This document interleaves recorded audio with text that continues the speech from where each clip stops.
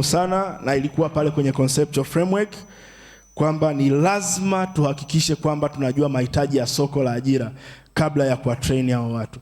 Na hii ndio maana asubuhi niliraise question kwamba ni lazima tutengeneze curriculums ambazo ni participatory, curriculum ambazo ni shirikishi, ili kusudi tuweze kuja na mitaala ambayo ni community oriented na sio mitaala ambayo ni top down curriculums ambayo mwisho wa siku inakuwa dysfunctional.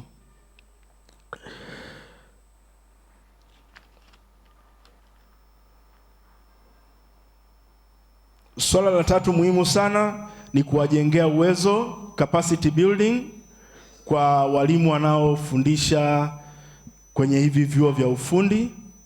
That is very important. Na mimi teammate watalichukua hilo na kwenda kuangalia namna ambavyo wanaweza wakalifanyia kazi, lakini pia tunao policy makers ambao wako hapa ndani wanaweza wakatusaidia kushare na serikali ili kusudi walimu wanaofundisha kwenye vyuo vya ufundi waweze kupata zile basic skills kwa ajili ya kuwasaidia vijana au watoto wenye mahitaji maalum, ili waweze kuinclude au waweze kuaccommodate watu wenye mahitaji mbalimbali katika learning and teaching environment. Asanteni sana, mwe na mchana mwema. All right, we continue with the questions. All right, the first one after lunch. Asante sana. Hamna tatizo. Nashukuru sana kwa majibu mazuri. Lakini natamani tu tuweke kumbukumbu vizuri kwenye swali la kwanza ulivyokuwa unajibu kwamba kuna watoto wengine hawamudiki. Labda kwenye study hii imeangalia kundi maalum likawa limeacha wengine, lakini kwa ujumla hakuna mtoto ambaye hawezi kufanya chochote. Watoto wote wanafanya chochote. Inategemea sasa na utaalamu wa walimu uliosema hapo mwishoni, na inategemea na curriculum na tunalenga nini. Hasa tunaelekea kwenye Tanzania ya viwanda, kila mtoto anaweza kufanya chochote. Inategemea na modes of trainings. Kuna ile tunaweza kutumia mfumo ule wa apprenticeship, kwamba mtoto mwenye ulemavu wa mchanganyiko akawa na mtu mwingine anamsaidia, akawa ni mtaalamu mwenza. Kwa hiyo wanafanya wote. Lakini swala la kwamba hiyo ya kuacha wengine na kwamba hawawezi wengine wanaweza, ndio tutaendelea kubagua watoto, tunawaacha wengine nyuma zaidi. Nataka tuweke hapo vizuri ili mambo mengine yaende. Asante. Asante sana. Unataka kusema chochote? Ameichukua. Thank you. All right. Somebody else want to say something? Is that the hand? Nope. Who? Ah.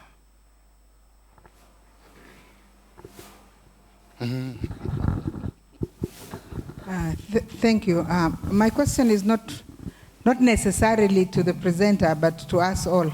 My little understanding of labor and employment law in Tanzania, I think there is a requirement of hiring at least one person if you are hiring one person with disability, if your workforce is about 10 people.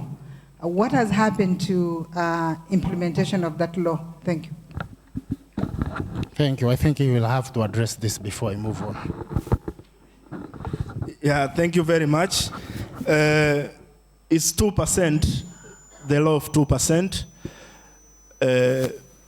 In every hiring firm, but as we said, we have very handsome policies and very beautiful laws, but when it comes to implementation, that becomes a challenge. Now, what we need is a willingness from the community, from the policymakers, but also from the employers. And therefore, we need to capacitate, or we need to build, we need to raise their awareness that also people with disabilities can be employed and they can perform well in their duties. Asante. It's amazing that we have the law and expecting the will of the employers rather than enforcing the laws and ensure these people get to adhere to the law. 3%, eh? Out of 20 registered jobs, 3% should be persons with disabilities. Okay, it's not 1%, it's not 2%, it is 3%. Thank you. Thank you, Doctor. Anyway, my question is just a follow-up question. It's a follow-up question following the question asked by Dr. Bali. So far, what is the situation as far as children from vocational education training when it comes to the implementation of the 3% law? Bila kujali kama kuna willingness hao watu au nini, ila ni sheria ipo, ni lazima itekelezwe. Hali ikoje kwa waliomaliza kwenye hizi vocational institution? I think it is 100%. Let's hear from him. Do you have any data on that? I have some observation. Yeah, in most cases, these people who have finished from the vocational training centers are self-employed. And not, most of them are self-employed, not attached to sheria inawahusu pia. Kwa ajili kwa mfano kama mtu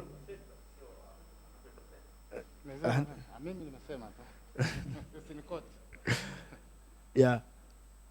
Na ikumbukwe kwamba tunapowajengea uwezo katika vocational skills pia ni nzuri kushurutisha au sio kushurutisha, lakini kuwajengea uwezo na wao pia kujiajiri na ikiwezekana pia kuajiri. Sio, tunaelewana kwamba mtu anaweza akawa na ulemavu lakini yes? Yeah, ni kwamba tunapowajengea uwezo kwenye hizi vocational skills, tunawajengea katika mazingira mawili ambayo niliyaweka wazi wakati nafanya presentation kwamba samahani kidogo asante, kwamba tunawajengea uwezo ili waweze kujiajiri lakini pia waweze kuajiriwa. Kwa hiyo lazima tuzingatie haya mambo mawili. Yaani tusiwajengee ile mentality kwamba utakapomaliza tu chuo utaajiriwa au utakapofanya hivi utajiajiri. Lazima tuwatengeneze katika nyanja zote mbili, kujiajiri na kuajiriwa. Na mara nyingi wanakuwa very best wakiwa na zile vocational skills. Kwa mfano mimi niliwahi kushuhudia nilimwona mmoja ambaye ni fundi randa, furniture ambayo anatengeneza yeye, hata mtu wa kawaida ambaye hana ulemavu hawezi kutengeneza furniture anayotengeneza yeye. Kwa ajili wanakuwa na very high level ya precision. Thank you. I'll come back to you shortly. Somebody here had the hand up. You are done with what you wanted to say, and then I'll come back to you, then I'll come back. Sorry, I should also say something. Nachotaka kuchangia ni kile kitu tunachoita jitihada za makusudi. Nadhani kwa watu wa makundi maalum, kama tungekuwa na jitihada pia za kuonyesha maeneo ya kazi yaliyo ndani ya uwezo wao, wangeshawishika sana hata kwenda shule na kuacquire various skills. Naomba nitaje mfano. Mwendo kasi pale Dar es Salaam, unakuta kuna mtu mpaka sasa hivi kazi yake ni kukata karatasi tu, nikikata tiketi eti kazi yake ni kukakata kale karatasi ninapita. That is one area. Lakini area ingine, there are also positions like air ticketing, air au bus ticketing ambazo ziko stationed ofisini. Unakuta kuna maeneo ya kazi kama tutaya flag yaonekane katika kushawishi watu wa makundi maalum. Kwanza wangeamini wanaweza aina fulani za kazi na ingewa motivate hata kwenda shule. Kwa hiyo pia kuna motivational barrier ambayo inakosekana because we don't flag the potential areas that they can work in. Hilo nalo nadhani ni jambo ambalo labda tuliangalie, na hata hawa ambao initiative hizi waanze pia kuflag possible areas ambazo ziko ndani ya uwezo wa makundi haya ili wajiamini wana uwezo wa kufanya kazi. Asante. Asante sana. Let me go back there and then I'll come back here. Daktari alikuwa amenyosha mkono mapema sana. Asante kwa kuniona. Mimi na maoni kidogo ambayo yanaweza kawa tofauti kidogo na nani. Hiyo sheria ambayo imewekwa, kimsingi ninaitazama katika jicho ambalo na yenyewe ni discriminatory. Yaani sheria yenyewe hiyo nayo ni ya kibaguzi na ina undermine ule uwezo walionao watu wenye ulemavu. Kwa sababu hiyo sheria ilivyokaa imekaa kwa kuwaona watu wenye ulemavu kama ni watu wa kufanya kuhurumiwa hivi, kwamba hawawezi kuajiriwa by merit isipokuwa wanaweza kaajiriwa tu kwa favor. Sasa mtu anapokuwa kwenye taasisi na anatafsiriwa kwamba ameajiriwa kwa favor kwa sababu labda yeye ni mlemavu, tafsiri yake ni kwamba hakuqualify, ila tu amehurumiwa kwa huruma tu ya kwamba ana mguu mlemavu au mkono mlemavu, wakati ukimwangalia katika utendaji wake wa kazi anafanya vizuri kuliko hao unaodhani wewe kwa dhana yako wewe kwamba ni normal. Na ndio maana tunasema ni muhimu sana hata ku-operationalize, to define vizuri neno disability. Hakuna mtu ambaye ni normal. And that should be well established. We don't have normal people. Kwa sababu hawa tulionao kwenye maeneo ya kazi wanaonekana kama wako normal kwa qualifications zao walizonazo. Lakini ukija kwenye performance unakuta mwingine ana behavioral problems pale kazini lakini bado haangaliwi kama ni mtu mwenye ulemavu. Kuna mwingine hapa ni mvivu lakini hatafsiriwi kama ni mlemavu katika eneo hilo. Kwa hiyo issue ya ulemavu ni lazima tu operationalize vizuri hili neno. Tunafika mahali tunawanyanyasa watu fulani kwa kuwaona hawa ndio wanataka kuhurumiwa.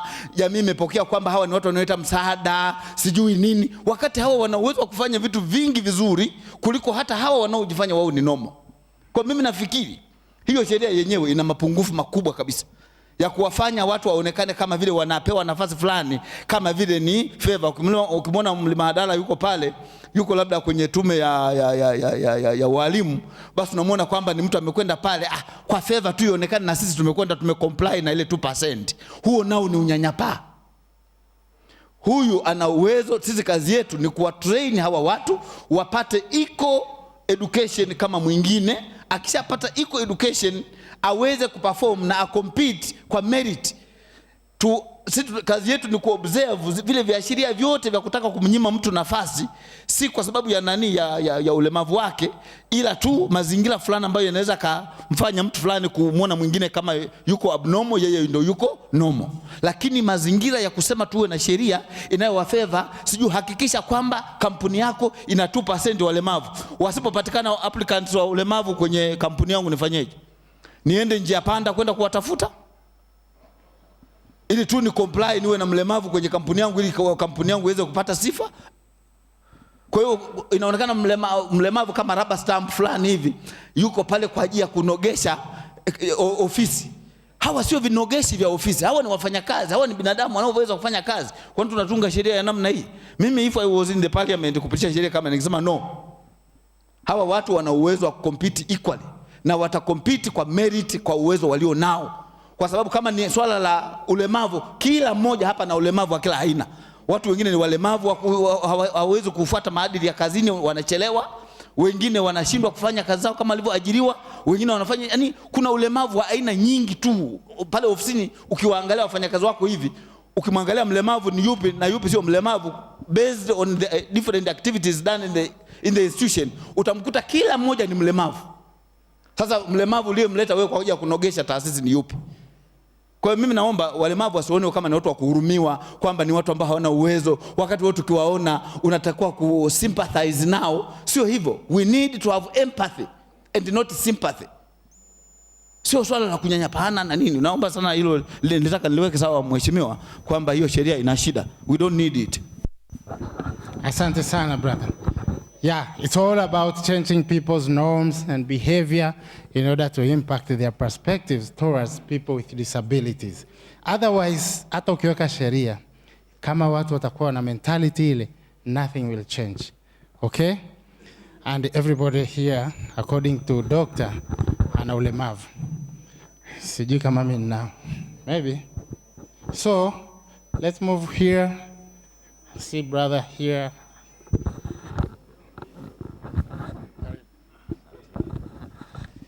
Thank you. Naomba tu kushare some sort of a development ambao nimeobserve since yesterday when we started na leo mpaka muda huu. I am observing that everything that we want to change, we want to focus on, and everything that we want to deliberate upon revolves around one concept, ambayo ni curriculum. So I see, when you talk of quality, it calls us to reflect upon curriculum. When you talk of improving teachers' professional standards or quality, again, curriculum comes in. We talk of inclusive education, what else? Curriculum, redesign or change. Again, our assessment systems, the same way, curriculum comes in. So kumbe kuna haja kubwa ya kujielimisha au kuelimishana hasa nini, what is curriculum, nini ni mtaala, na tunaposema mtaala tunamaanisha ni what do we say when we talk of curriculum. So we find out that most of us, we believe, and we have been made to believe that curriculum is subjects. Curriculum is subjects. Sasa kutoka kwenye hiyo orientation ya curriculum is subjects na kuja kwenye a new perspective, I think is going to be a very difficult process. Lakini tukiamua tunaweza. So this has even affected our perceptions with regard to curriculum change. So most of the time you find that what we do is normally, is my perspective, we don't normally do a curriculum change or redesigning. It's sort of content shift or concept switch. You see, the same thing, or you simply try to shift this one to this one, or try to call this is competence, this is not competence. It's like you're not getting to the root of the problem. So what are you supposed to do? Nirudi kwa mchango wa mheshimiwa mmoja pale kutoka kwa wamiliki wa shule. Alisema ingependeza kama tungeanza na kubuild a philosophical framework of what exactly we desire, or of what exactly we want. Tunachotaka hasa kutoka kwenye mtaala wetu ni nini? Whether understanding the past, mastering the present, predicting the future, or ability to express ourselves. Is it confidence? Is it critical thinking? Is it capacity to interact with diversities?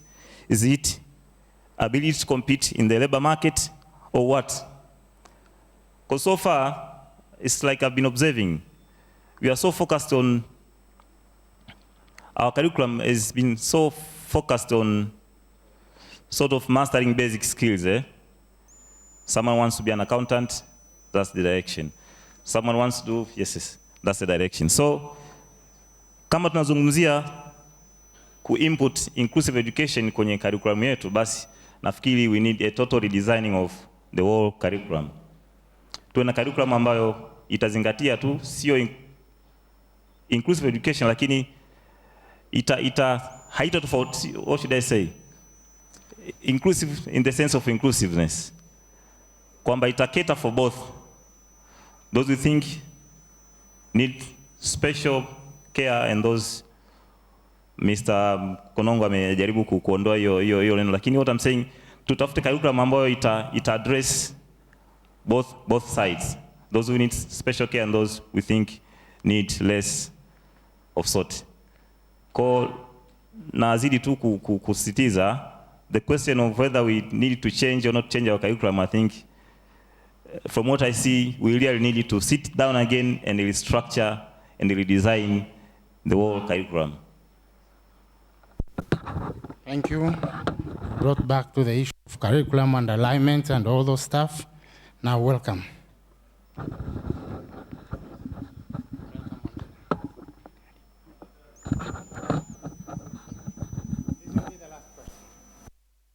Na swali moja. Kwa sasa hivi vyuo vingi vya ufundi, kwa mfano VETA,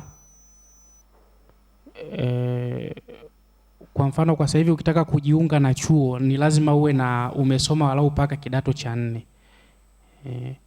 na vile uweze kupata ujuzi fulani. Sasa kwa walemavu wengi unakuta wameishia darasa la 7 au wengine hawajafika kabisa, na hata wengine hata form 4 hawajafika. Sasa unakuta mahitaji yao, masharti yao ni kwamba lazima uwe umesoma mpaka katika level hizo.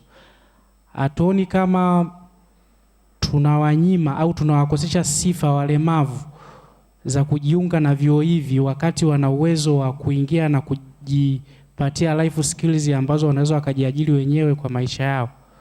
Kuna umuhimu gani wa kuwepo na haya masharti ambayo yanawanyima fursa za kupata life skills zitakazowasaidia kujiajiri wenyewe na kufanya ajira binafsi? Asante. Thank you very much, Amina. And because of time, and most of these comments, the last ones, were rather comments than questions, I think those will be your take-home to improve your paper.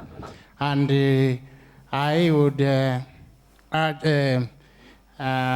conclude this Dixon's presentation by maybe stand up and give him a very big round of applause before we welcome another presenter for the day.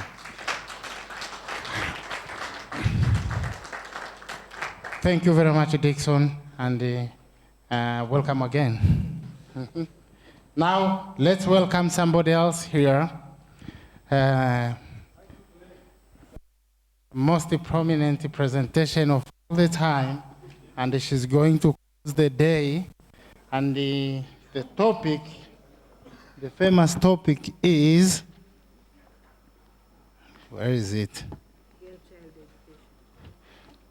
Yes, here it is. It's all about girls' child education.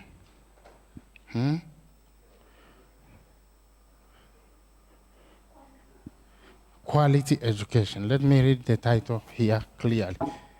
And then, you want to say something, brother? Mama ta moderate ma group. How? Hasa ngamwacha ka moderate lakini nataka nipeleke haraka ili nimalize. Nataka nivuruge chichi. Magrupu nimemwambia hata moderate mama. Au unasemaje?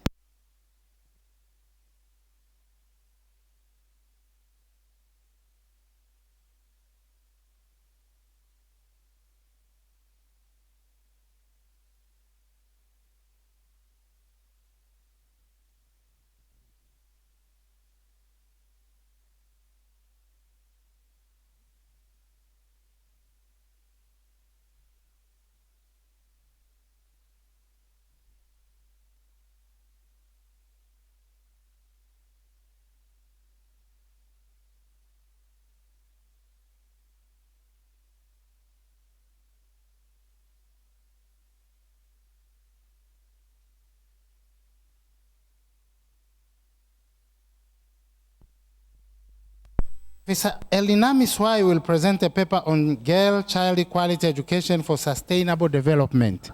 And she promised me that the paper will take only 15 minutes and the discussion will take again 15 minutes before we convene into groups. Is that true? Thank you very much, Dr. Telly. Good afternoon, everybody. My paper is looking into girls' child quality education. That's my name there. I'm Professor of Education from the Open University of Tanzania.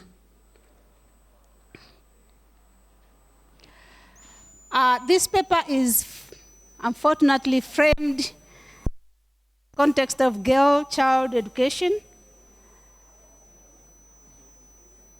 My thinking is, actually has been for a long time, looking into what is happening, specifically in Tanzania, but specifically as we go on, things are really not good for our girls. And I've been asking myself, is our basic education, or whatever level, is of quality enough to empower our girls? Does the education that our children access has the same effect on girls as it is for the boys?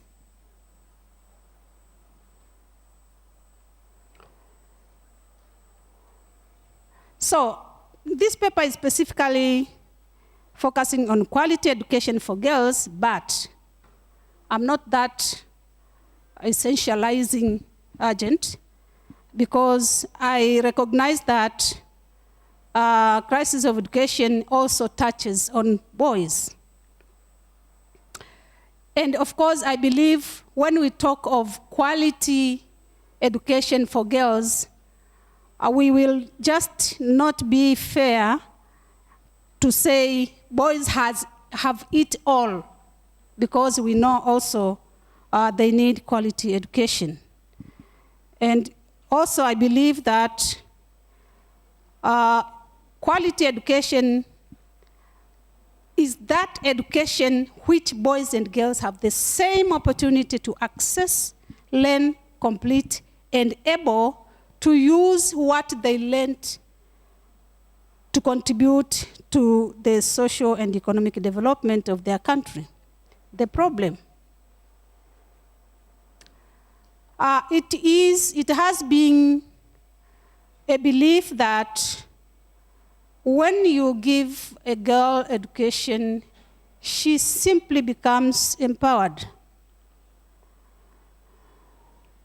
We have also developed a belief that when we have appropriate teaching and learning resources, when we talk of we have gender equality in education and equities in place, and actually inclusivity, inclusion, and things like that, girls also get empowered. Those are the problems that I'm dealing with. I believe we need to question not only the learning environment, not only the teaching methodologies and assessment, not only the completion rate. We also need to question what is that which our girls are learning. And is it what they are learning enough to empower them, to enable them now to be on the level with their boy children counterparts? Why am I saying this? It's because girl children have specific challenges, and we have always saying girls lag behind boys. Girls are not completing like boys, not accessing employment like boys. But we are saying, Mbelwa, her research said that the common reason for truancy on girls not being able to access and learn alongside their counterparts is because of teen pregnancy, teen marriages.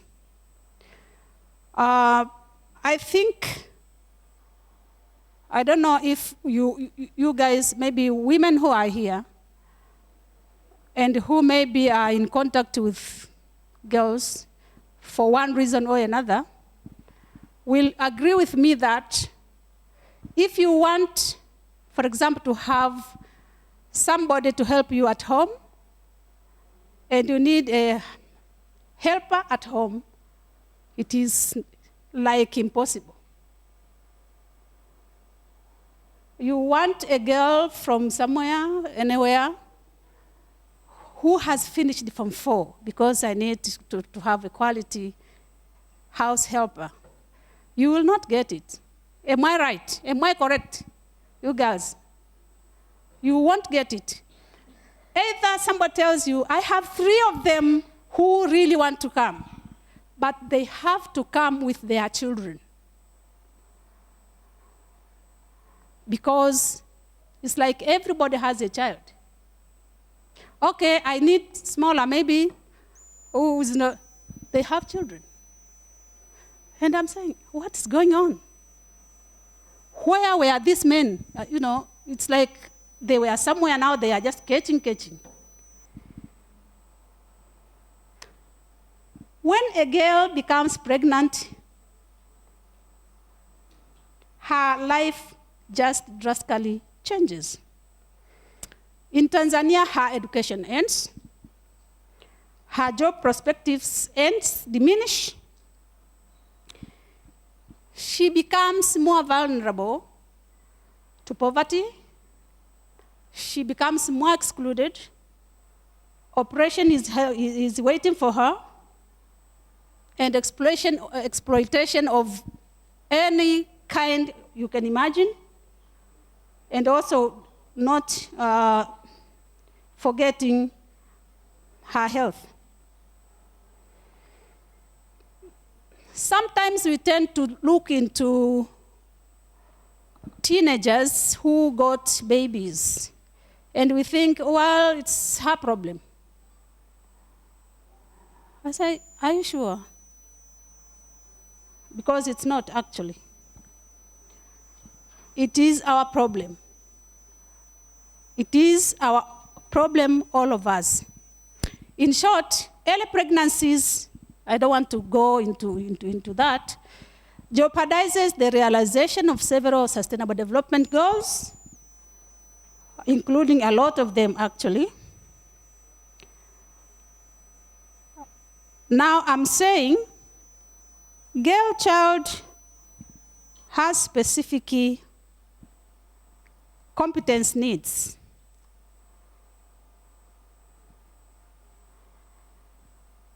Because of her being a girl child.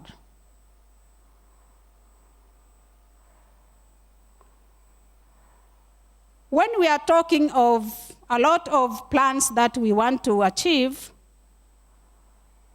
we need also to consider girl child. We need to think critically into how are we going to go there with our girl children. Because the way we are going, we will just leave them here. If you look into a 10-year-old girl today, 2019, by 2030, she will be 21 years. Now, during this transition from her girlhood to womanhood or adulthood, what we decide now will tell us when we reach there. Because the type of education or the kind of education that she gets now will not only affect her education or schooling, but who she marries, and whether she marries if she doesn't die, the children that she's going to bear, career that she's going to do, and how she's going to contribute to the socio-economic development. I know Tanzania has seen it actually for a long time. Since 1990s, they saw a problem. And they instituted something called life skills education. It has been operational for some time.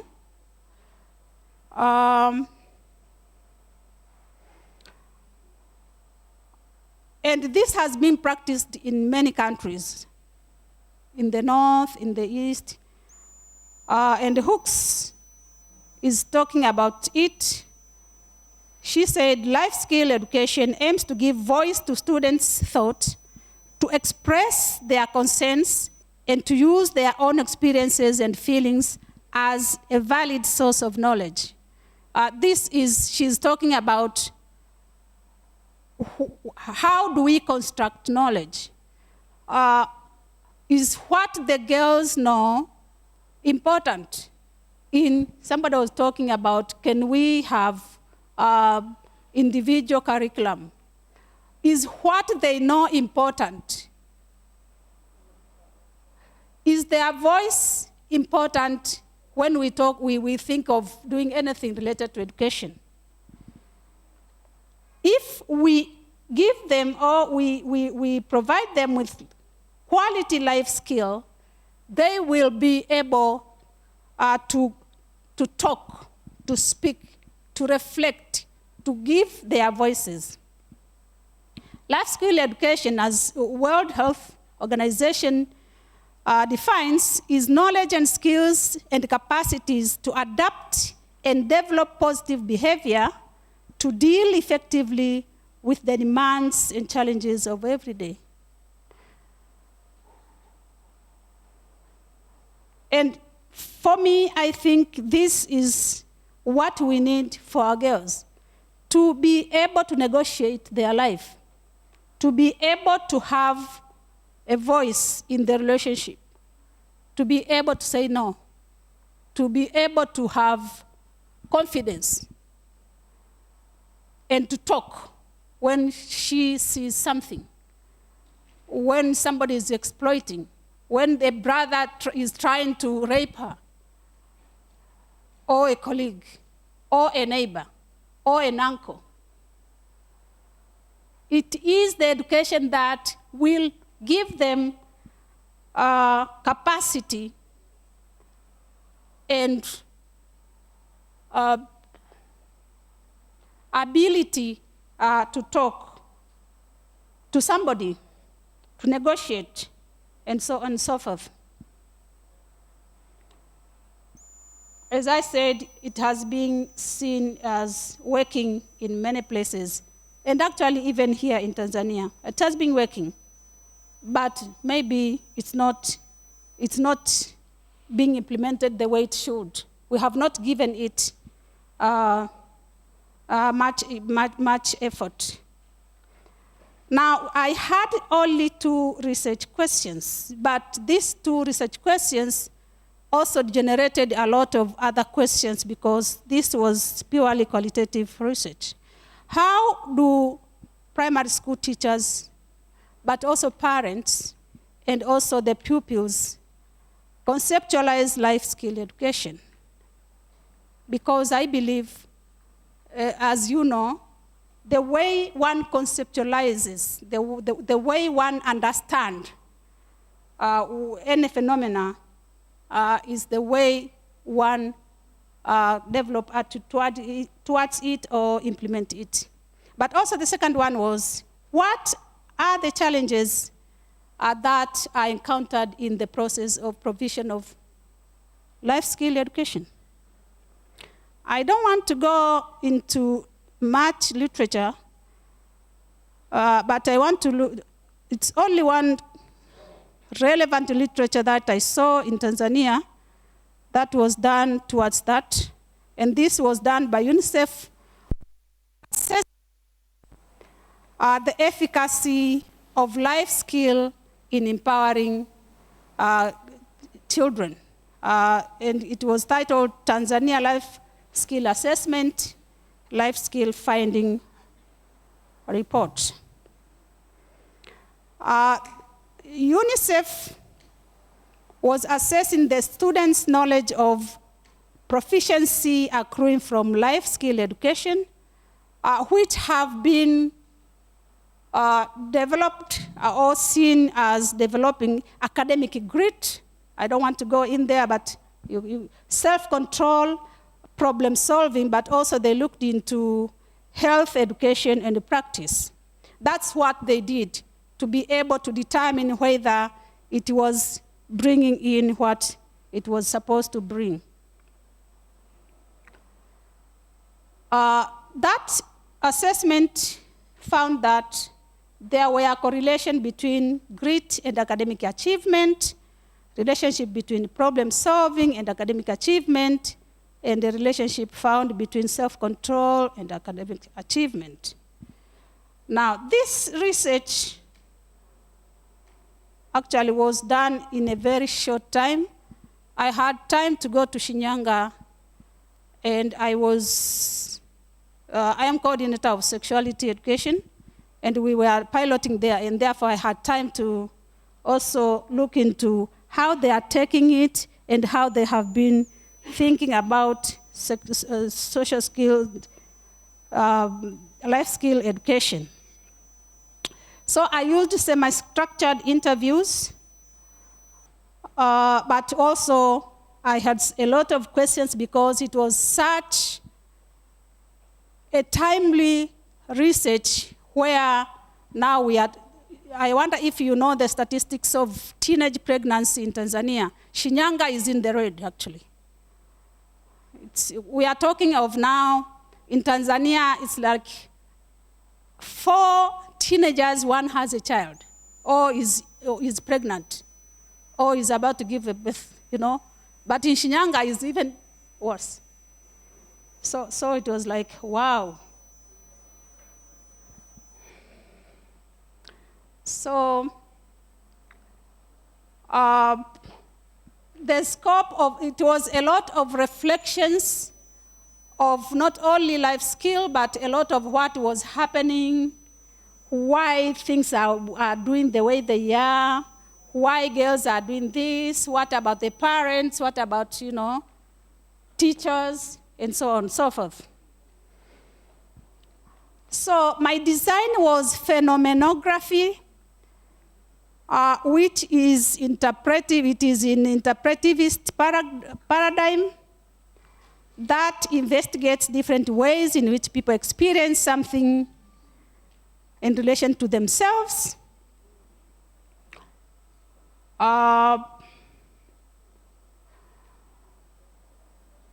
So this design, you have to describe a relationship between individual and the phenomena. It's not about the phenomena itself, but your relationship with that. So it was concerned with description, describe what is happening, analyze why something is happening in your own understanding of the context and things like that. My research participants, I purposefully sampled my research participants, and I had teachers, of course, people with experience, teachers, parents, and primary school pupils, standard 6 and 7. The teachers that I selected were those who were teaching life skills in their schools, but also they had participated in sexuality, comprehensive sexuality education that I was piloting also. But 2 of the parents that were engaged in this research had teenage daughters who were, had been expelled from school.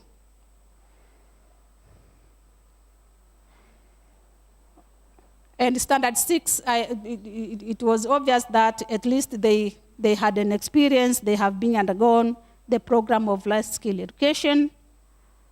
And therefore, teachers and parents were interviewed, one-to-one interview. But when it comes to pupils, I grouped them, and we had very, very vibrant group discussion.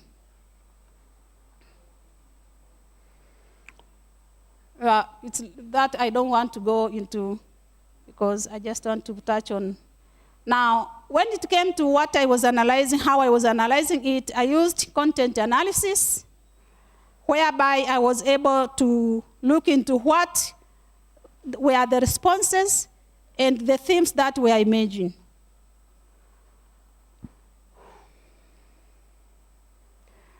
Now, the results. Question 1, how do teachers, parents, and pupils conceptualize life skill education? And question 2 was, what are the challenges encountered? For question number 1, the ambition was to find variations in the ways teachers, parents, and pupils conceived a life skill education.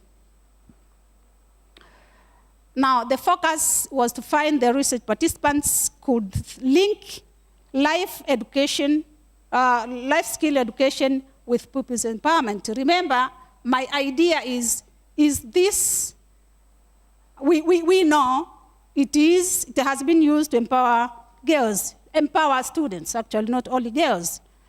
But I wanted to know how do they conceive it, but the way they conceive it, is it related to empowering girls?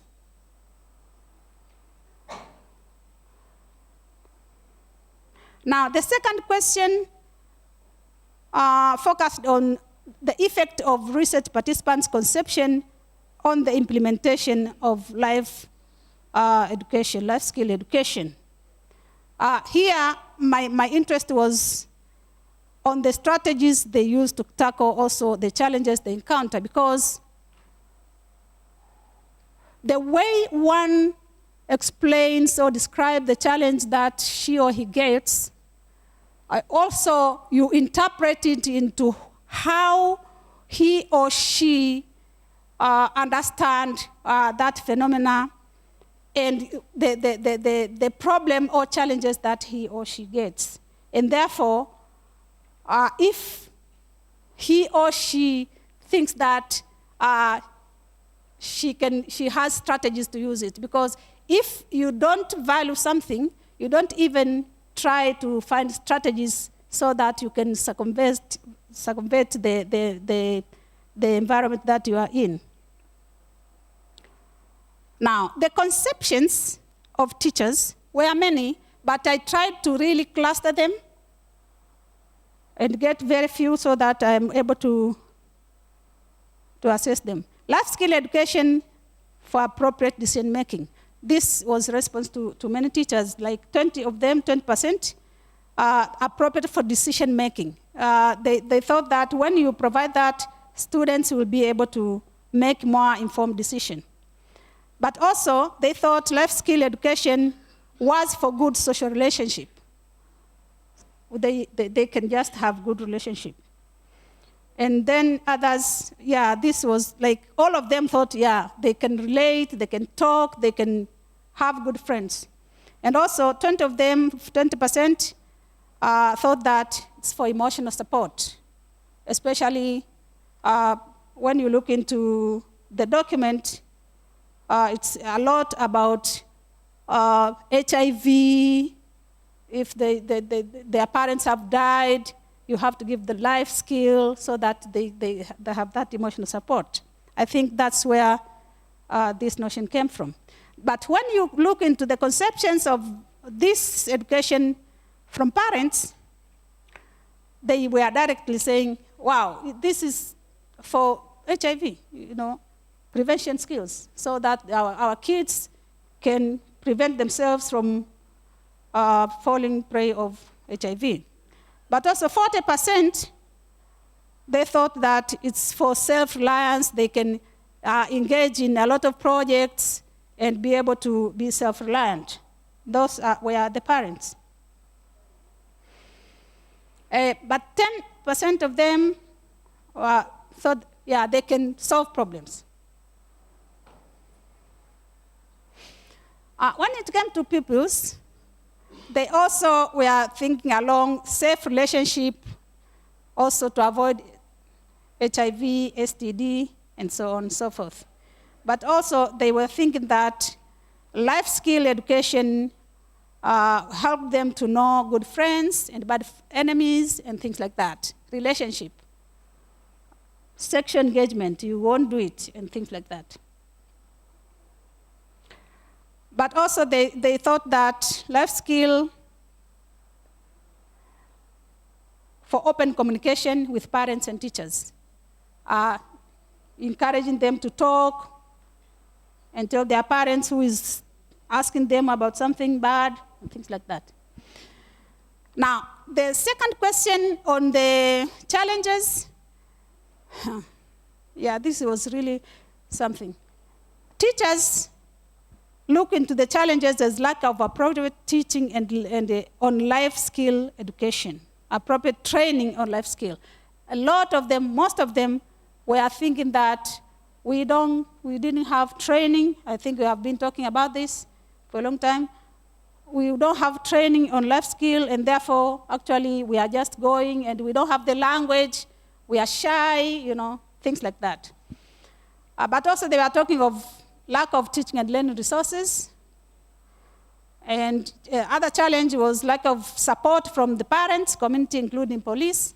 Here, they were specifically very vocal. They were saying, when a girl, for example, when they want to train them, and some of the teachers had out-of-school programs to teach them, to teach the children.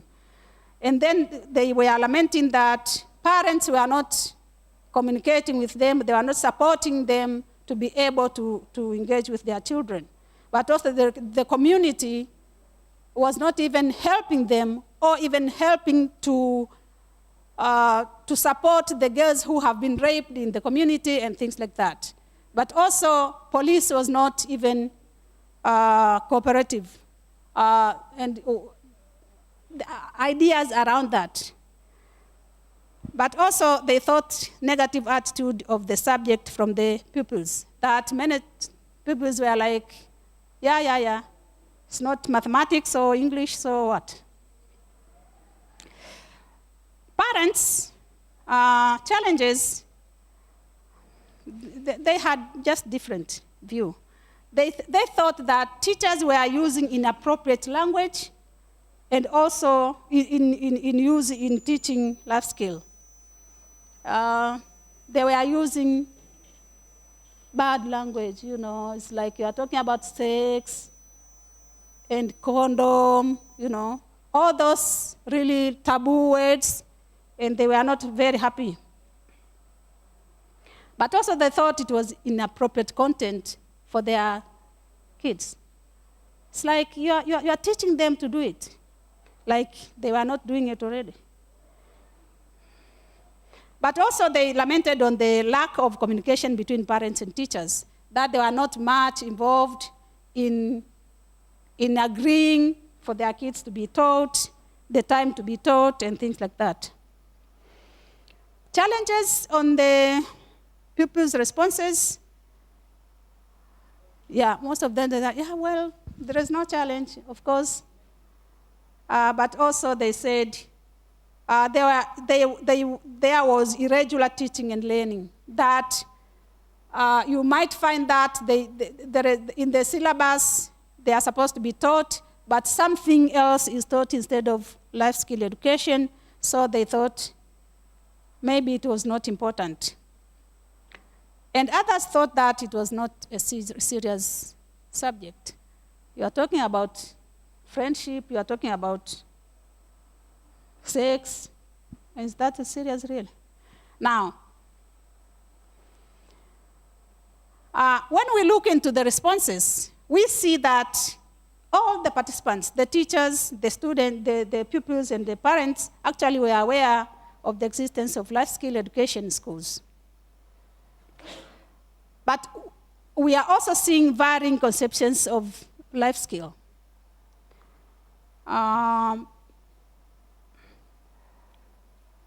therefore, we are saying this had implication on how it was taken and taught and learned and also supported.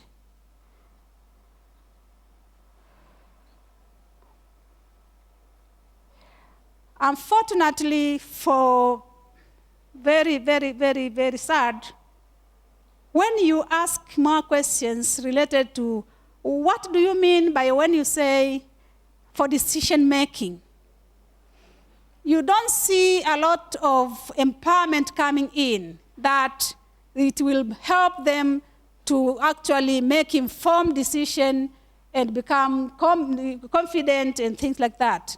It's just very superficial, or even problem solving. What type of problem solving? When she or he encountered a problem, she can solve it.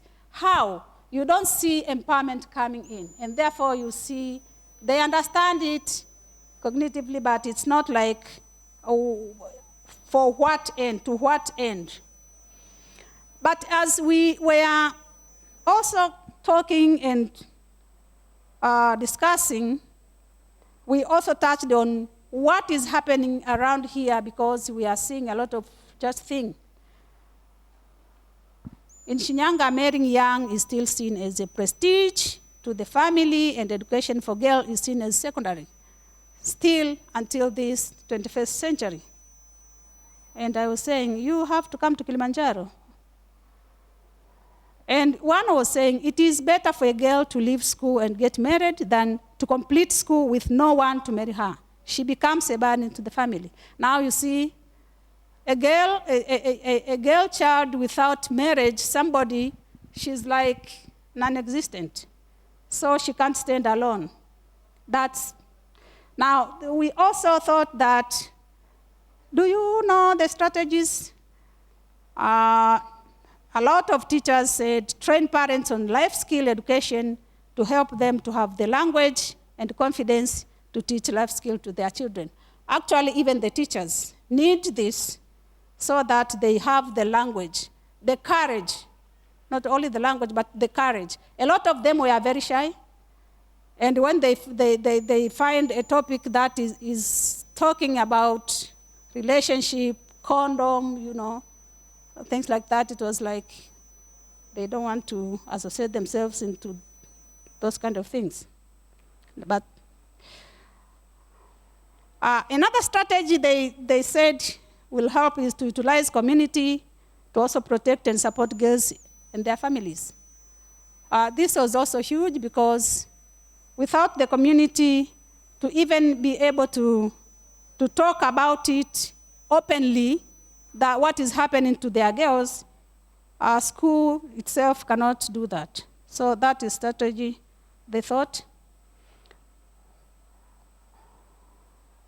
Others thought that it is important to use powerful women as role models for girls to see and to know that they can be powerful themselves. But also another strategy was use media on the importance of quality education for girls. There are references there and so on and so forth. Otherwise, thank you very much. Dr. Telly. Thank you, Professor. That was very long, but I'm sure everybody grasped each and everything Professor has meant to give to us. The biggest issue here is the girls' education, especially expulsion of pregnant schoolgirls. It has two sides. Life skills education, sexual and reproductive health education to prevent the girls from falling into the trap, but at the same time, ensuring the mechanism to help girls who have already get pregnancies to go back to education. How that is being done, how are we going to work on that? That's another question altogether. So I welcome you guys, your comment very quick before we convene into groups for the day deliberations. Who is going to open the door? Please be brief. We are running out of time. Should I start with you, sir? Are you promising me you are going to be brief?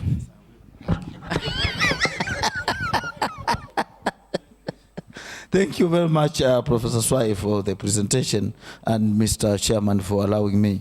I was just asking myself two questions.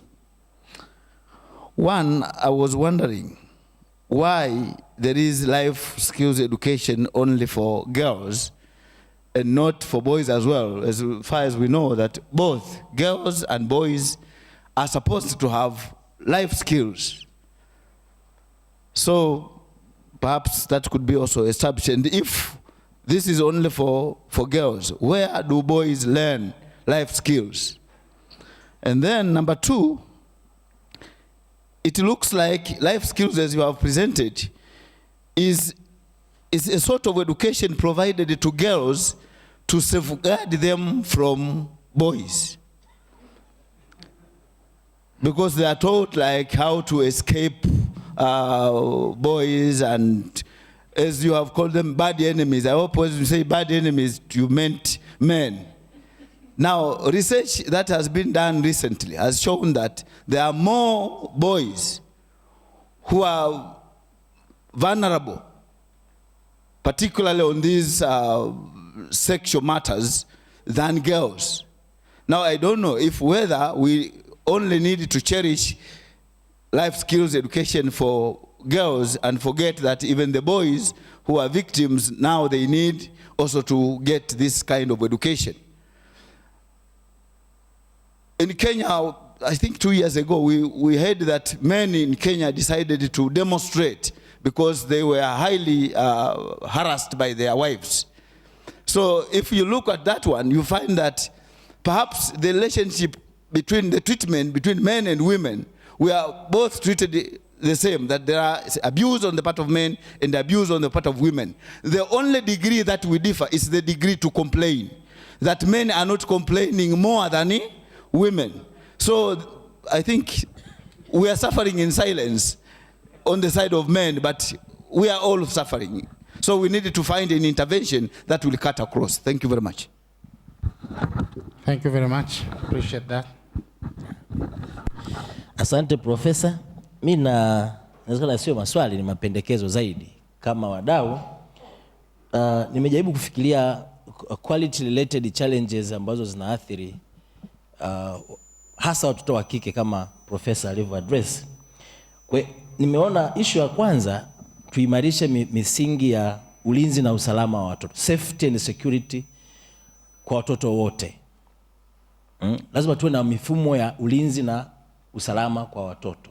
Lakini jambo la pili, uadilifu wa wazazi, walezi, lakini pia na walimu, kwamba lazima kama wadau tuendelee kuweka elimu zaidi elimu ya malezi, parenting education to parents, lakini pia to teachers. Lazima wajue kwamba pamoja kuwa walimu, wao pia ni nani? Ni wazazi. Lakini jambo jingine ambalo la msingi zaidi ni lazima tuangalie sehemu kubwa ya machangamoto pia yana emanate na umaskini wa baadhi ya familia. Umaskini nao ni factor kubwa. Kwa hiyo lazima tunapozungumza kufikiria kubadilisha watu na nini, lazima tuangalie pia namna pia kuboresha livelihood zao. Kwa hiyo iwe ni engagement ya sectors mbalimbali, kujua kwamba kila mtu anapofanya intervention fulani inakuwa na impact ina multiplying effect kwenye mtoto wa kike. Lakini la mwisho, tuangalie mazingira ya nyumbani hasa katika mifumo ya malezi. Unajua sasa hivi imefika mahali sehemu kubwa ya watoto wetu hawalelewi na wazazi. Wazazi tukaribia wote tuko busy. Tumeacha house girl, house boys, au tumeacha majirani ndio wanatunzia watoto. Kwa hiyo vitu kama hivi visipoangaliwa, we'll keep on complaining, thinking kwamba watoto wa kike wanapata shida. Sio watoto wa kike peke yao. Kimsingi is a national crisis. Again, the same complaint. Gender is the social construct, and the education for social and sexual and reproductive health should be holistic. Did you have your hand up? Okay. Please try to be brief. Oh, this is good. I think I need to hear voices from girls more than from men. Thank you so much. Thank you, Professor Swai, for an interesting paper. I'm really interested. Actually, I have a few suggestions and a question.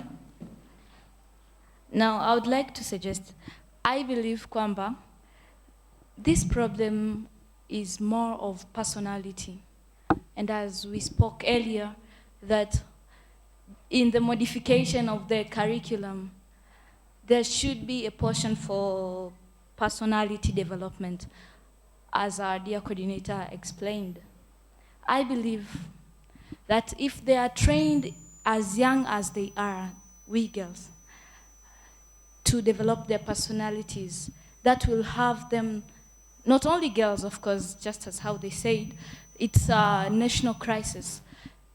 Because girls, whatever they get is just a result of what boys have been trying to do. So personality is the prime thing here. So if we only ignore this one, the cycle will keep going round and round. This should be included in the curriculum. Otherwise, the cycle will go around. The poverty, because the child is the one that, the girl, talking of the girl now, the girl is the one that will bear the child. And if she's surrounded or she has a poverty problem, the cycle might go on. And she's the major parental caregiver. So otherwise, kama hatakuwa trained, ina maana yule mtoto atakuwa tena in the same environment, not well developed, not having a well parental care. And if it's a girl, the baby is a girl, she will grow up and she might also have an early pregnancy too. Or if it's a boy, she might give a pregnancy to another girl.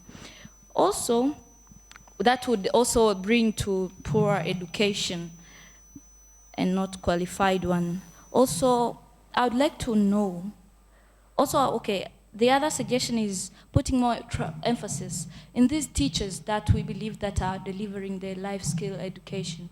Are they really trained? Where do they get that knowledge? Even though we believe that they know, okay, it's okay, but we really need to train. I believe in training, and training is what has made us come to this point. So if they're well trained, it will bring out the fruits that we really desire. They should know what they should deliver. Otherwise, they'll just be criticizing the girls and the whole class. Okay.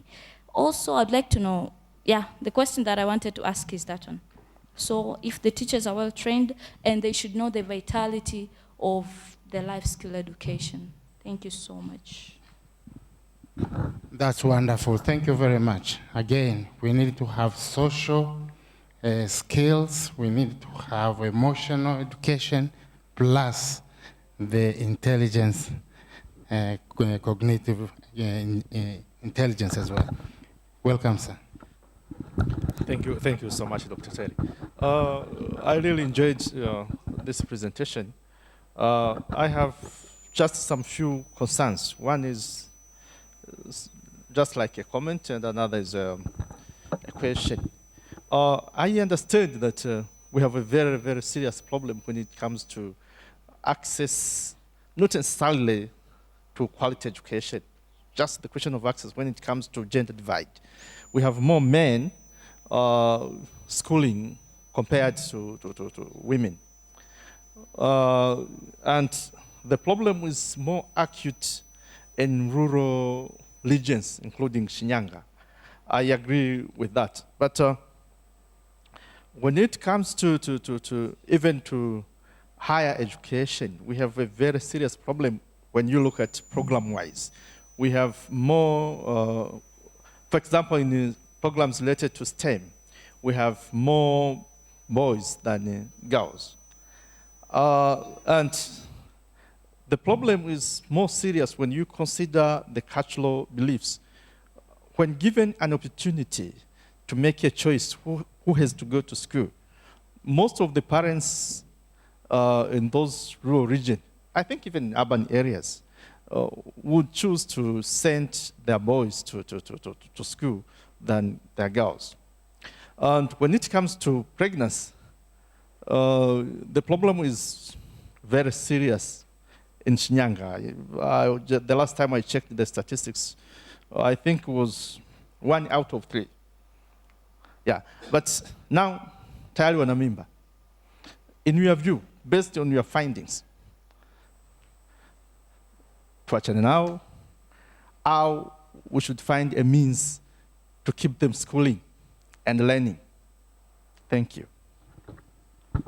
Thank you very much. Mwalimu.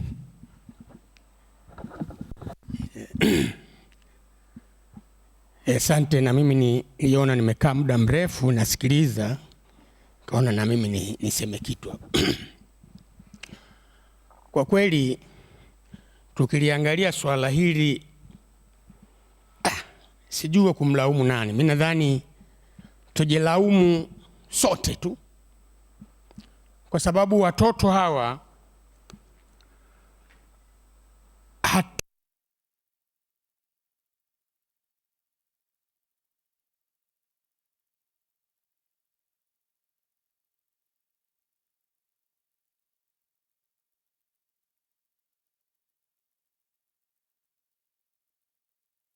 watoto wengi wa vijijini kwa kweli wanaathirika sana na tatizo hili la mimba, kwa sababu ule ulezi wa kizamani wa kila mtu kuwa ni mtoto wake haupo.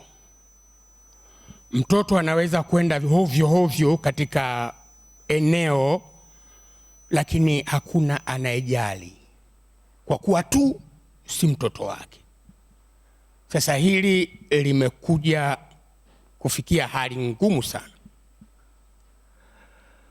Kwa hiyo kuna tatizo la kacha. Watu bado, ingawaje wanaona kupata mtoto mpaka hivi leo, wengine wazee kupata mtoto mjukuu, tuseme kupata mjukuu mapema, wanaona kitu kizuri. Sasa hili linaleta matatizo vile vile kwa vijijini huko, hasa remote areas na matatizo kama hayo. Sasa hivi mimi kinachoniumiza zaidi, hivi kweli mjini watu, mtoto wa kike anaweza kupata mimba katika early age kama hivyo? Kweli mtoto wa mjini? Mimi kidogo nanipa wasiwasi, kwa sababu kama elimu wanayo, peer group ipo, wale walio succeed vizuri wanawaona. Sasa wakati mwingine napata shida sana kuliona ile kwa mijini. Kuna wakati mmoja nakumbuka niliwahi kuwaambia hawa jamaa wanao, kuna pamphlet fulani zinaletwa kwenye mashule wakati nafundisha pale Lindi. Sasa walivyokuja wakasema, unaonaje hii habari ya mimba? Mimi nikasema, kinachoniuma, kwa nini mtoto anafika form 4 anajua gadgets zote, namna ya kujilinda asiwe na mimba, anapata mimba. Sasa tatizo linaniudhi zaidi sio mimba tu. Watu wanaogopa mimba zaidi kuliko mambo mengine. Akipata mimba, maana yake una uhakika gani kama hana ukimwi? Niliwahi kuambia hivyo, akawahi kutoa. Sasa ni tatizo. Mimba hizi ni tatizo kubwa sana, na tusipoangalia vijana hawa, watoto wadogo sana, una miaka 13, 12 mtu anapata mimba.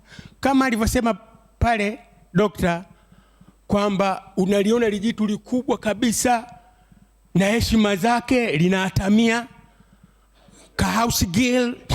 Tunafikia hivyo? Are we serious? Sisi watu kweli? Asante sana. Asante sana. Mzee ongea very emotional. Let me go here and then finish with you. And then we go to Asante sana. Nilikuwa naomba nimpongeze profesa kwa mada yake nzuri, na nilikuwa naomba nichangie kidogo. Tunaona juhudi zinazofanywa na serikali kuhakikisha kwamba hawa watoto wanaandikishwa na wanasoma. Serikali imefanya kila njia, kuanzia kwenye sheria mpaka wameweka madawati polisi, mpaka kila mahali. Kuna kazi kubwa sana imefanywa na serikali kuhakikisha kwamba hawa watoto wanapata elimu bora, nzuri, na kuwawezesha kuendelea hadi kufikia mwisho wa kupata taaluma zinazotakiwa. Profesa alisema kitu pale, akasema hizi life skills ni pamoja na kuwapa sauti wazungumze. Lakini mimi nilikuwa najiuliza, hivi ni kwa nini hawazungumzi? Na sio kitanzania tu. Kule Marekani kuna movement imeanzishwa siku za karibuni. Me Too movement. Tunaona wanaozungumza ni wazee. Wamefanywa vitu vibaya utotoni, walikaa kimya, hawakusema. Kwa hiyo mimi narudi pale kusema kwamba hivi huu kimya unatokana na nini? Tufanyeje tuwafanye waseme? Tukienda kwenye family level, hawa watoto wanapata shida kweli. Members wa family wanawasumbua hawa watoto sana. Tukienda kwenye jamii ndio usiseme. Tukienda kwenye mabasi yale yanayopeleka shuleni ndio usiseme. Kuna bwana mmoja ni dokta, alikuwa ananiambia dereva wa yale magari ya watoto alikuwa anamfanya mtoto wake anamshusha wa mwisho. Kinachofanyika mpaka mtoto anashushwa wa mwisho ni pamoja na kutaka kumdhalilisha na mambo mengine hayo. Lakini hivi huu kimya ni wa nini? Tufanyeje waseme? Sauti wanazo, lakini kwa nini hawatumii hizi sauti? Wanakuja kusema wameshakuwa watu wazima kama mimi, kama inavyotokea Marekani na sehemu nyingine, kwamba haya hayazungumzwi, mtoto asemi. Wako watu anaowatrust kule shuleni, walimu wa malezi wapo, kila mahali kumewekwa miundombinu ya kumsaidia huyu mtoto asome. Lakini tunarudi pale pale, ni kwa nini hawasemi? Kuna nini? Kwa nini wanakuja kusema wakati muda umeshapita? Ni hilo tu. Thank you very much. How can we make these young girls raise their voice, have confidence? I prefer to have two people and then groups, and most of these points you will raise during the group, right? All right. And if you guys are going to be brief, then I will add one voice from that lady there, unless you allow. Asante sana Professor Swai kwa ajili ya presentation nzuri. Asante sana Professor Swai kwa ajili ya presentation nzuri. Za kwangu mimi ni suggestion tu na ni mbili. Ya kwanza ni kwa habari ya kuwapa mafunzo yanayohitajika walimu wanaotoa life skills mashuleni.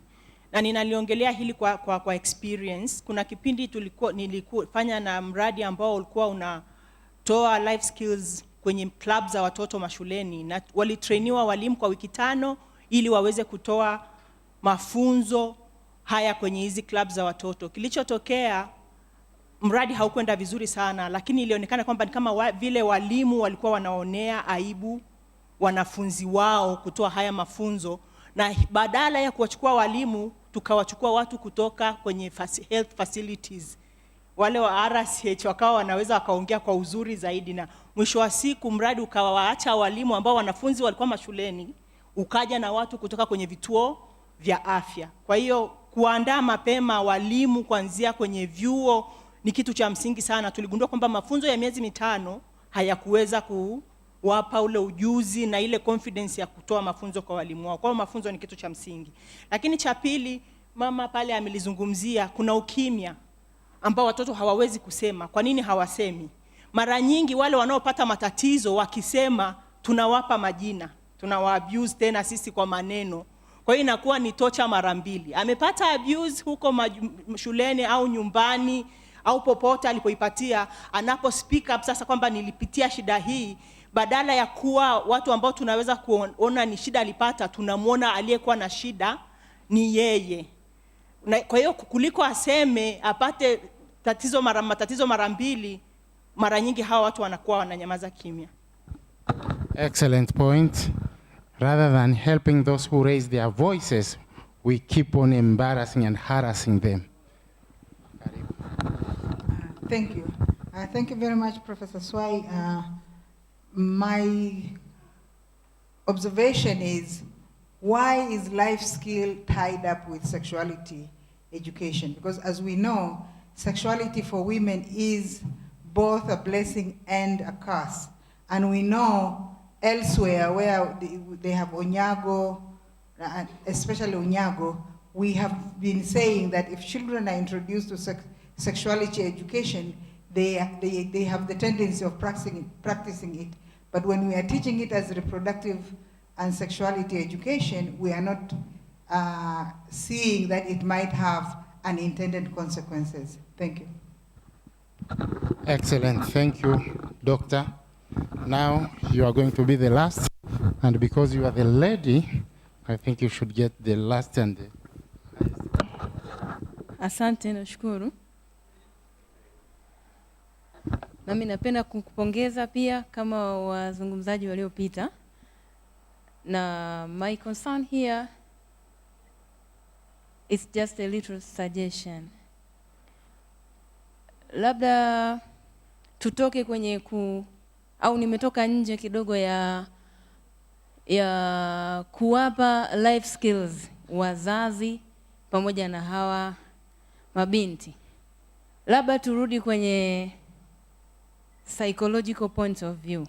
Yani saikolojia yao imekaaje? Kwa sababu tukiangalia kwa dunia ya leo na utandawazi ulivyokuwa umetawala, inawezekana kabisa huyu binti akapewa hii elimu. Inawezekana kabisa mzazi akatumia nguvu zake zote kumpa hii life skills binti, kwamba kuna 1, 2, 3, 4 ambavyo ni athari kwako na upasi kuvifanya, lakini binti moja kwa moja anafanya. Kwa nini? Wameshakuwa distracted kwenye mindset kwamba this is normal, everyone else is doing, na mbona fulani kapata na wamesema walinyamaza, au mimi nikipata siwezi kuwa wa kwanza, kuna wengine wengi tu ambao wako nyuma yangu wanakuja na mimi sitakuwa wa mwisho. Na hii pia inakuwa advocated na magroup mengi ambayo inawezekana ni modality ya elimu wanayoitoa. Kwa mfano tukichukulia walimu wa biology huwa waogopi kusema. Tukiachana na hiyo language ambayo wazazi wengi wanaona ni ngumu, au cultural factors ambazo zinamsababisha mzazi au wazazi au jamii fulani iseme mabinti hawataki kupewa elimu ya life skills kwa sababu itawapotosha. Kuna watu ambao wana confidence ya kuongea. Kuna watu ambao wana namna nzuri ya kujieleza. Tuchukulie walimu wa biology au walimu wa studies za maisha. Wanaongea vizuri sana. Na siku moja mahali fulani pale Jamhuri ilikuwa ni maadhimisho ya siku ya ukimwi nafikiri, tarehe 1 Disemba. Kuna vijana wanafunzi wa shule fulani walienda kwenye bango lilikuwa linaongea kuhusu mambo ya reproductive health. Nilishtuka baada ya kukuta watoto walikuwa wanazoa zile contraceptives. Wengine wanachukua zile loop, zinaitwa loop, yeah. Wengine wanachukua vidonge vya majira, wengine wanachukua condoms na wanashindilia kwenye mabegi. Yani wengi. Na sio yani kuna ile ya kuchukua kama geresha ukaseme kwamba tulifundishwa au nilisikia. Yani walikuwa wanapaki. Niliogopa nikamuuliza yule aliyekuwa anatoa. Nikamwambia kwa nini? Yani mbona hadi nasikia kuogopa? Alafu wanachukua wanafurahi kabisa. Akasema mwalimu nyie tu ndo mnaoamini kwamba hawa vijana hawapaswi kupewa hivi vitu. Yani inawezekana mnawapa elimu ya nadharia, wenzenu wanaenda kutenda. Na hata usipowapa haimaanishi hawatendi. Wanatenda sana na zaidi hata nyie mnavyovitenda. Kwa hiyo ni bora tukawapa ili wakienda kufanya wasipate, watatushukuru baadaye kwamba tulipata protection. Kulikoni akaenda afa akajuta kwamba hakukuwa na mtu wa kuniambia. Sasa ile kitu ilini kwa upande mmoja ilinistusha, niliogopa. Na ndo ninachokiwaza hapa kwamba tumeshaharibika mindset. Jamii kubwa sana ya Watanzania kwa level yetu tunaamini hivyo vitu ni normal kabisa. Na sasa hivi ndio maana hadi baba anamrudi binti yake na anaweza hadi akampa mimba na inaonekana ni kawaida. Kuna wakati fulani vijana wenyewe kwa wenyewe wanafanya hivyo hadi wanapitiliza na sasa hivi tunachukulia kawaida. Na ule usemi wa mtoto mwenzako ni wako umeshakufa siku nyingi. Kwa hiyo sasa hivi mambo yanazidi kwenda kuwa mabaya. Lakini mimi naamini psychological point of view ilikuwa ni solution kubwa ya kudili nao kwanza, yani kuwaponya kwanza kwenye mioyo na wajue kwamba hiki kitu si sahihi kama watu wengine ambao wanawaaminisha au wanafanya. Asante. Thank you very much. And that being said, I think we shall go back to Professor. And Professor, I think most of them are comments rather than questions. So please be brief because we are going to convene into groups and we will have you conclude it there. Asante. Thank you so much, Dr. Telly. Actually, I'm normally very brief. I will start with the last two.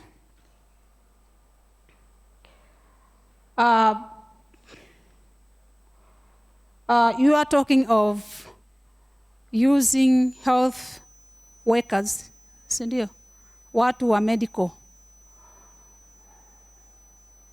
This is not sickness. This is social issue. Actually, this is not personal. This is not psychological. Psychological, si mnajua? Ni about individual. When we go back to psychology, we are like, tunawa blame hawa watoto.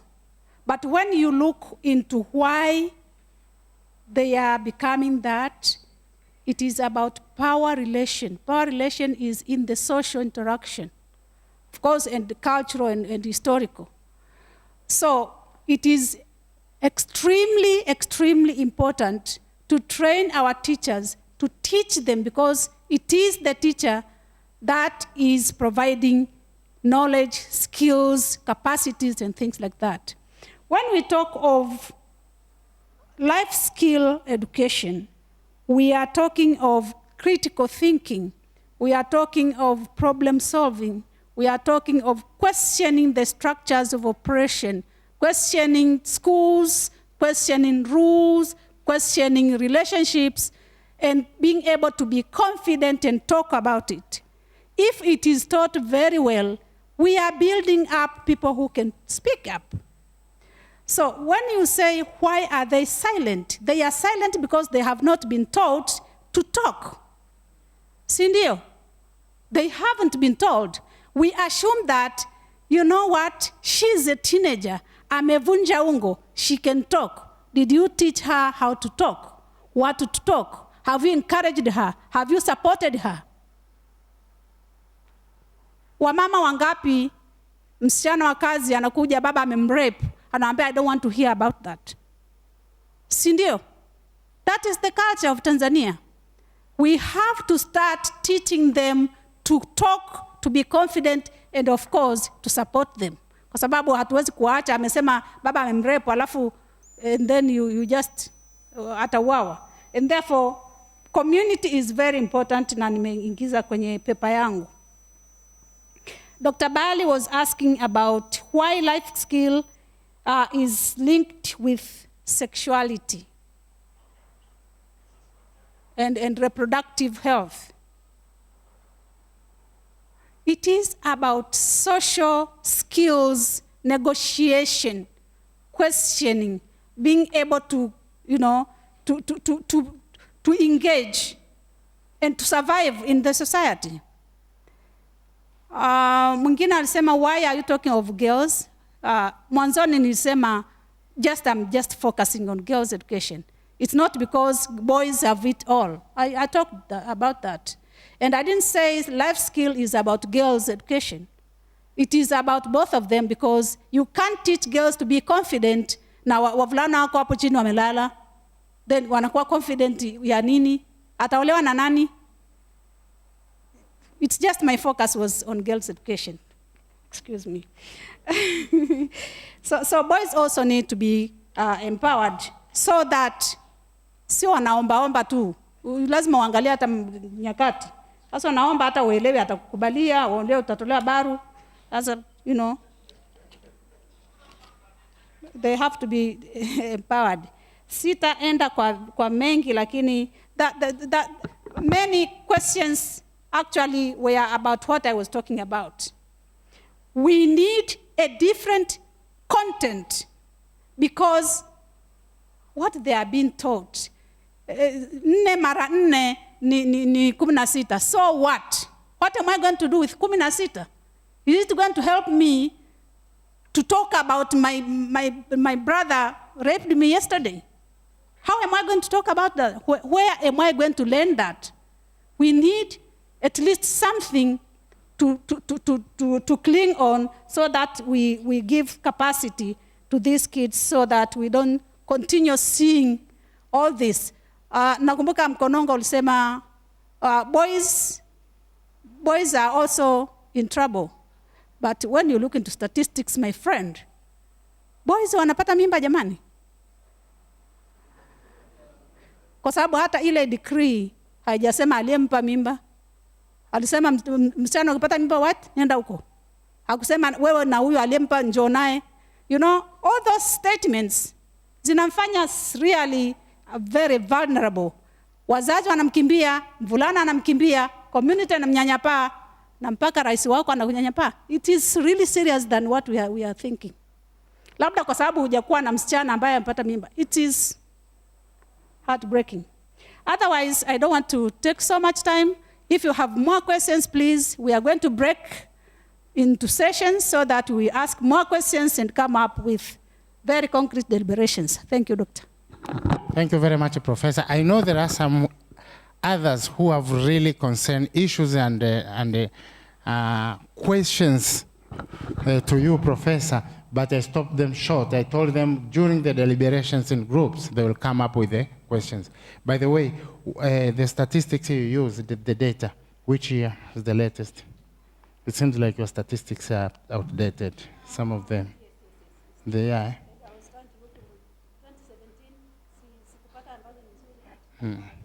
Yeah, because I talked to the guy from TAMISEMI and myself, I know that it's not the dropout rates between boys and girls. Nowadays, it's boys who are dropping out more than girls.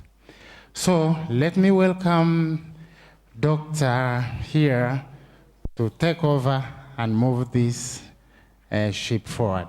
Karibu Daktari. Good afternoon once again. And I think we will have to really be quick with this one so that we will have more time in presenting. We will we'll work on the same questions we had yesterday, but focusing on the topics presented today. I will take the liberty of deciding which column does which paper. I'll start from my left-hand side. The far end, left-hand side will do presentation number 2, because all the presenters are mostly on this side. So presentation number 2 will be this one. Presentation number 1 will be attended by this column, number 3 and number 4. So this fresh one, my right hand far end column will work on the fresh presentation. The 3 questions that we want you to answer in your groups. What are the key issues which emerged from the presentation? What suggestions or recommendations are you making for improvement with regard to the emerged challenges? What strategies could be used to go about improving such emerged situations? In your groups, because now these columns are groups, in your groups you have a chairperson and you have a secretary to do the presentation. I have not forgotten the remarks that came up yesterday. They said only the male folks presented. So today we want to see the other groups too, to present in front of everybody, especially when Professor Swai just reminded us that what we need is to empower girls, and it has to start with us. Please convene in your groups. You will have 30 minutes for this so that we can have time to wind up and have our afternoon tea and go home. Karibuni sana. Sorry, kuna group moja jana haikusubmit zile suggestions zao kwa moderator, kwa repertoire wetu. Tunaomba, umeshapeleka? Very good. Magnificent.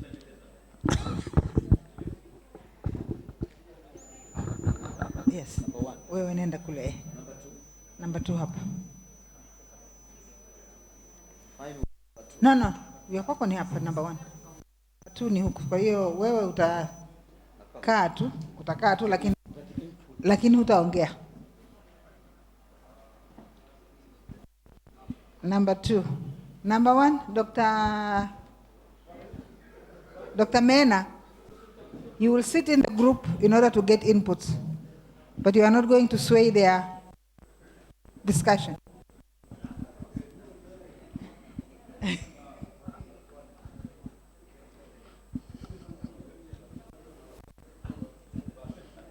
Sasa